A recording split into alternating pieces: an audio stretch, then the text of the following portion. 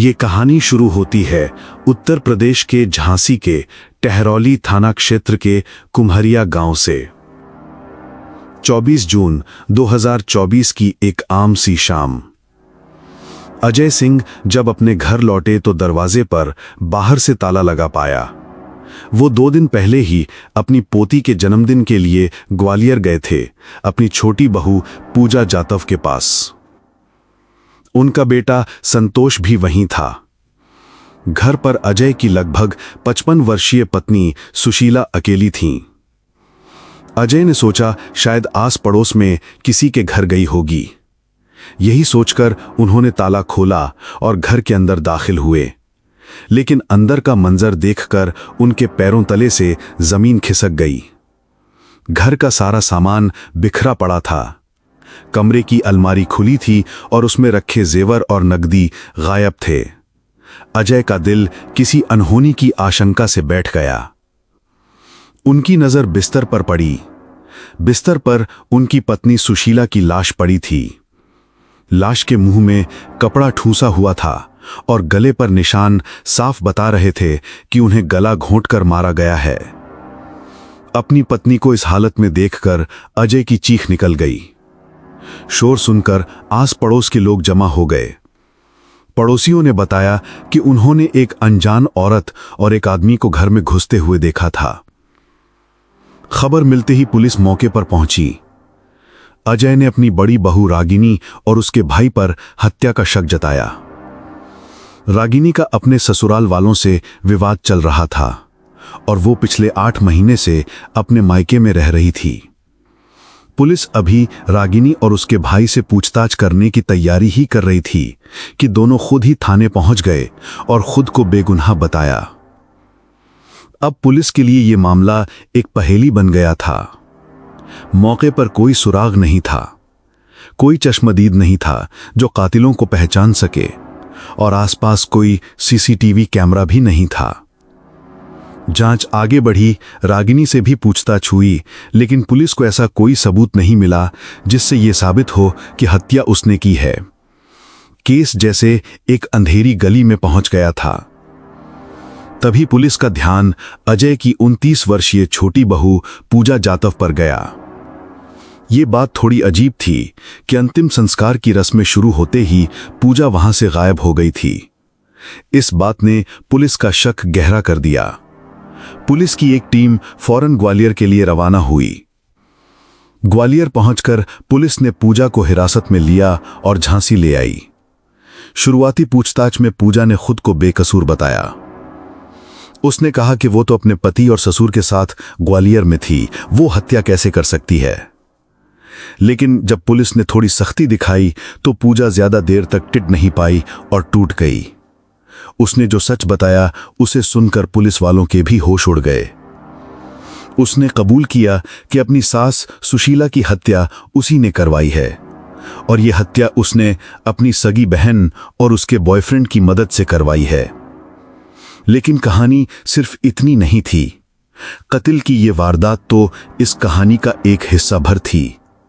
जब पुलिस ने पूजा जातव की पूरी कहानी की परतें खोलनी शुरू की तो एक के बाद एक ऐसे राज सामने आए जिनमें प्यार, धोखा, साजिश, लिव इन रिलेशनशिप और कत्ल सब कुछ था।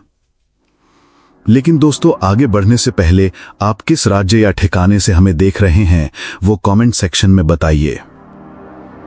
पूजा के गुनाहों का सफर आज से करीब 11 साल पहले शुरू हुआ था।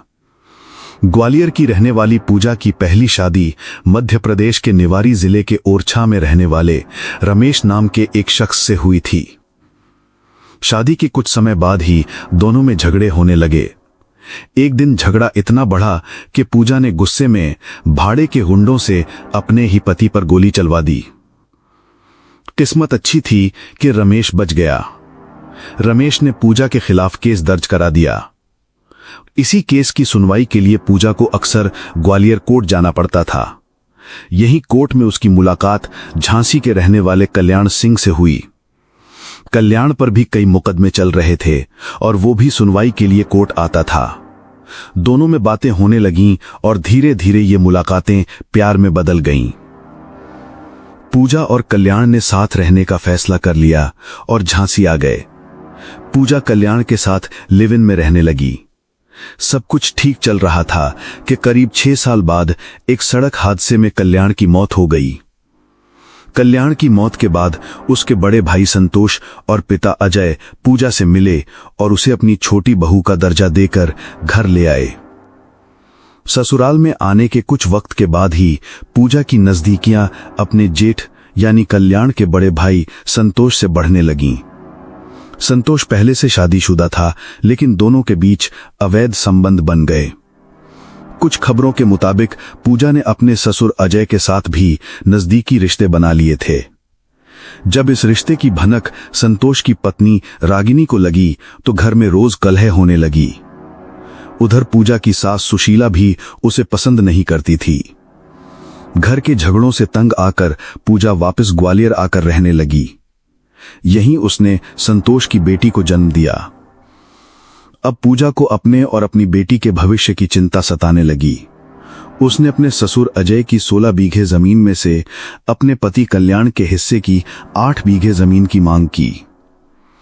उसने संतोष से कहा कि वो जमीन बेचकर कोई काम शुरू करना चाहती है। संतोष और उसके पिता अजय तो इसके लिए राजी हो गए, लेकिन सास सुशीला इस बंटवारे के सख्त खिलाफ थीं। सुशीला को पूजा पर भरोसा नहीं था और वो किसी भी कीमत पर जमीन नहीं देना चाहती थीं। जब बात से बात नहीं बनी तो पूजा ने अपनी सास को रास्ते से हटाने का फैसला कर लिया। उसने एक खौफनाक साजिश रची। इस साजिश में उसने अपनी छोटी बहन कमला और कमला के बॉयफ्रेंड अनिल वर्मा को शामिल किया। प्लान यह था कि पूजा किसी बहाने से अपने ससुर अजय और जेठ संतोष को ग्वालियर बुला लेगी। संतोष की पत्नी रागिनी पहले से ही मायके में थी, लिहाजा घर पर सुशीला अकेली रह जाएगी और इसी मौके का फायदा उठाकर कमला और अनिल घर में घुसकर सुशीला की हत्या कर देंगे। हत्या के बदले में पूजा ने दोनों को जमीन बेचकर मिलने वाली रकम का आधा हिस्सा देने का वादा किया। अपने प्लान को अंजाम देने के लिए 22 जून को पूजा ने अपने ससुर अजय को फोन किया और पोती के जन्मदिन में आने का न्योता देकर ग्वालियर बुला लिया। जेठ संतोष को बुलाने के लिए उसने एक दूसरी कहानी गढ़ी। उसने संतोष से कहा कि वो दोबारा गर्भवती है और बच्चा गिराना चाहती है, इसलिए उसे फौरन ग्वालियर आना होगा। अजय और संतोष दोनों पूजा के बुने जाल में फंसकर ग्वालियर पहुंच गए। जैसे ही पूजा का इशारा मिला, कमला और अनिल ग्वालियर से करीब 125 किलोमीटर का सफर तय करके झांसी के लिए निकल पड़े। 24 जून की रात दोनों सुशीला के घर में दाखिल हुए। जैसे ही सुशीला देवी ने दरवाजा खोला, दोनों ने उन्हें दबोच लिया और कमरे में ले जाकर पहले नशे का इंजेक्शन लगाया और फिर मुंह में कपड़ा ठूंसकर गला घोंटकर बेरहमी से उनकी हत्या कर दी। पूजा का प्लान एकदम सटीक था। उसे लगा कि ग्वालियर में होने की वजह से उस पर कोई शक नहीं करेगा। कत्ल को लूट दिखाने के लिए कमला और अनिल ने अलमारी से जेवर और रुपए भी चुरा लिए, लेकिन कहते हैं ना, कानून के हाथ लंबे होते हैं। पूजा की एक छोटी सी गलती ने उसकी पूरी साजिश का पर्दाफाश कर दिया। सास के अंतिम संस्कार से उसका गायब हो जाना पुलिस के शक की सबसे बड़ी वजह बना। पुलिस ने जब कड़ियां जोड़ी तो पूरी कहानी सामने आ गई।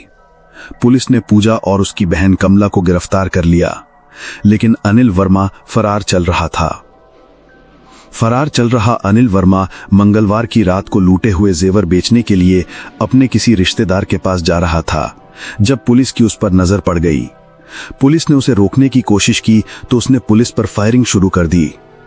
पुलिस ने अपने बचाव में जवाबी फायरिंग की, जिसमें अनिल के पैर में गोली लगी और वो घायल हो गया। पुलिस ने उसे गिरफ्तार कर लिया और उसके पास से सुशीला देवी के घर से चोरी किए गए करीब 8 लाख रुपए के जेवरात, एक मोटरसाइकिल और एक तमंचा भी बरामद किया। इस केस ने कई सवाल खड़े कर दिए हैं। रिश्तों की बुनियाद भरोसे पर टिकी होती है, लेकिन जब बुनियाद में ही धोखा और लालच हो तो अंजाम ऐसा ही खौफनाक होता है। पुलिस अब इस बात की भी जांच कर रही है कि कहीं पूजा के दूसरे पति कल्याण की मौत, जो 6 साल पहले एक सड़क हादसे में हुई थी, वो महज एक हादसा थी या उसके पीछे भी कोई गहरी साजिश थी। बहरहाल इस कहानी ने एक बार फिर साबित कर दिया कि जुर्म का रास्ता आपको कहीं नहीं ले जाता सिवाय जेल की सलाखों के पीछे।